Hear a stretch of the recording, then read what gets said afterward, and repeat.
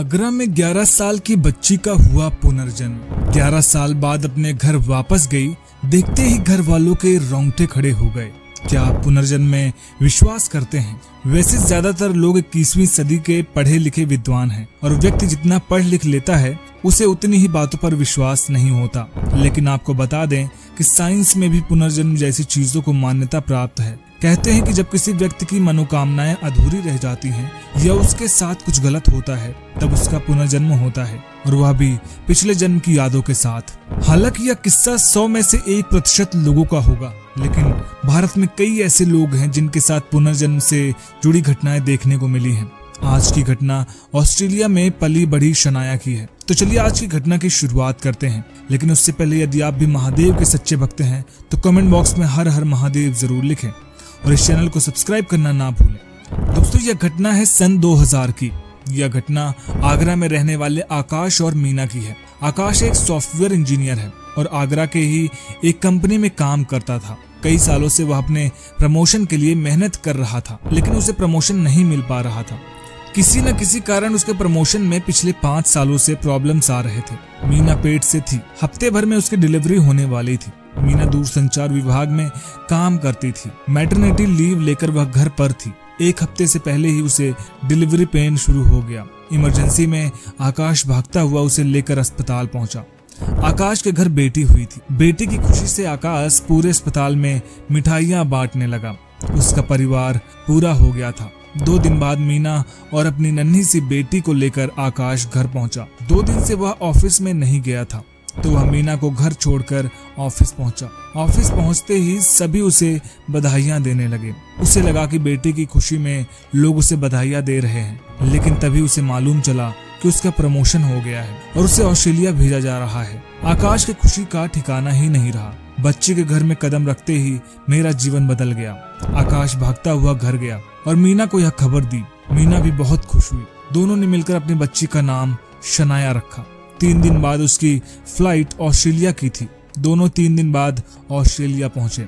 आकाश और मीना की जिंदगी एकदम मजेदार हो गई थी। शनाया का पालन पोषण ऑस्ट्रेलिया में हुआ। शनाया के पेट में एक निशान था। ऐसा लग रहा था कि किसी ने उस पर धारदार चाकू से वार किया है। मीना पुनर्जन्म जैसी बातों पर विश्वास करती थी। उसने शनाया का निशान देखकर आकाश को कहा था कि हो न हो इसके पिछले जन्म की ही निशानी है ये। शनाया जैसे जैसे बड़ी होने लगी उसका वह निशान और गहरा होने लगा।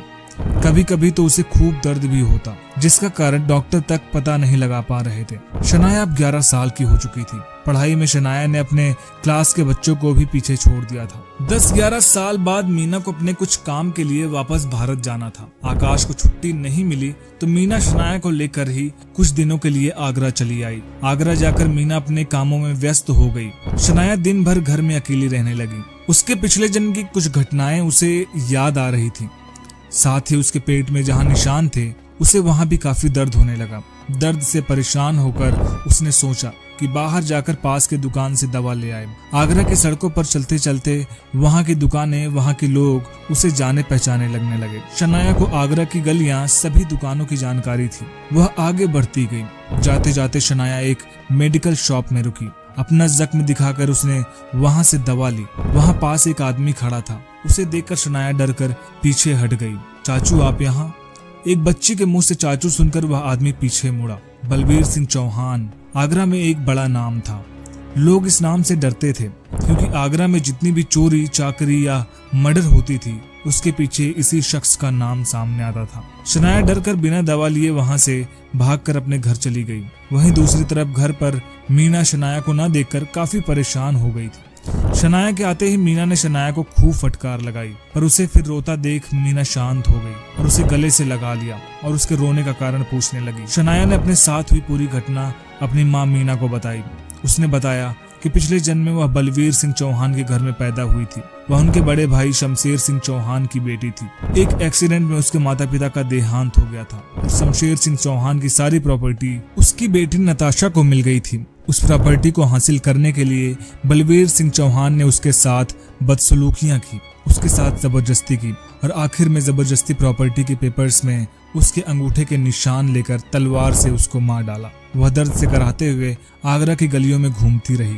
हर मेडिकल शॉप में जाकर उसने मदद मांगी थी, लेकिन किसी ने भी उसकी मदद नहीं की, क्योंकि सबको पता था कि वह बलबीर सिंह चौहान की भांजी है।